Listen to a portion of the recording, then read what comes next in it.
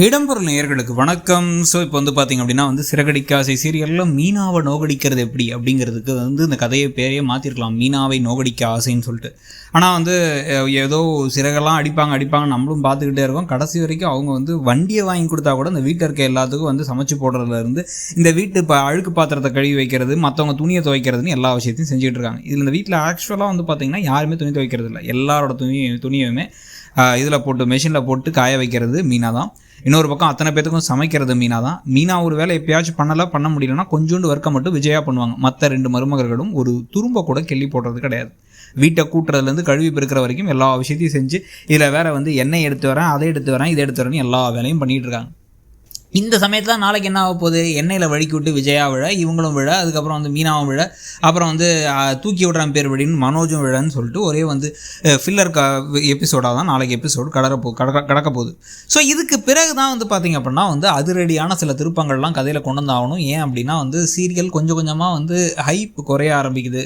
இன்ட்ரெஸ்டிங்கான விஷயங்கள்லாம் பெருசாக இல்லை அப்படின்னு நம்ம சொன்னதுக்காக தான் இப்போ ரோகிணி மாற்ற மாதிரி கொண்டு 2வது ப்ரெக்னன்சிலாம் சொல்லி கடைசியில் பார்த்திங்கன்னா அதில் சீதா மீனாவையும் மாட்ட வச்சாங்க. சீதாவுக்கு பாதி மாதம் சம்பளம் போச்சு. கெஞ்சாத குறையா புதுசாக வேலைக்கு சேர்ந்த இடத்துல மற்றவங்க முன்னாடி அவமானப்பட்டு அசிங்கப்பட வேண்டியதாகிடுச்சு. இன்னொரு பக்கம் பார்த்திங்க அப்படின்னா இப்போ மீனாவுக்கு வீட்டில் சரியான திட்டுகள் விழுந்துகிட்டு இருக்கு. அவங்க தொடச்சி போட்டு உட்காந்துருக்காங்க 2 சொட்டு கண்ணீரை மட்டும் விட்டுட்டு. ஆனால் ரோகிணி உல்லாசமாக இருக்காங்க.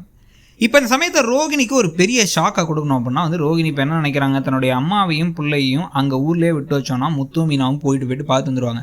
இங்கே கூட்டு வந்துட்டு அவங்க எங்கே இருக்காங்கன்னு தெரியாத மாதிரி இங்கே கூட்டு வந்துட்டு அவங்களுடைய ஃபோன் சிம்மை மாற்றி விட்டோம் அப்படின்னா அவங்க பேசாமல் இங்கேருந்து ஸ்கூலுக்கு போயிட்டு வந்துடுவாங்க.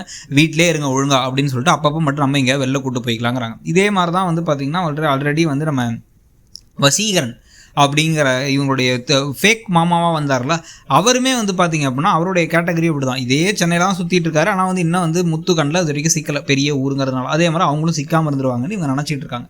ஆனால் இப்போது எப்படி பாகியலட்சுமி சீரியலில் தாத்தாவுடைய மரணம்னு ஒரு சம்பவம் வந்துகிட்டு இருக்கோ, அதே மாதிரி இங்கேயும் சிறகடிக்க ஆசையில் ரோகிணியுடைய அம்மாவுக்கு ஒரு மரணம் அப்படிங்கிற மாதிரி ஒரு நியூஸ் வந்துச்சு, ஒரு சம்பவம் நடந்துச்சுன்னா இவங்களுக்கு இப்போ நடக்கிறது எல்லாமே என்ன பண்ணுறதுன்னு ஒன்றுமே புரியாது. ஏன்னா அவங்க அம்மாவோட சேர்ந்து மகனை கூட்டு வந்து எங்கேயாவது தங்க வச்சிடலான்னு பார்த்தாங்க. அம்மாவே இல்லை அப்படின்னா இவங்க எங்கே போய் தங்க வைப்பாங்க?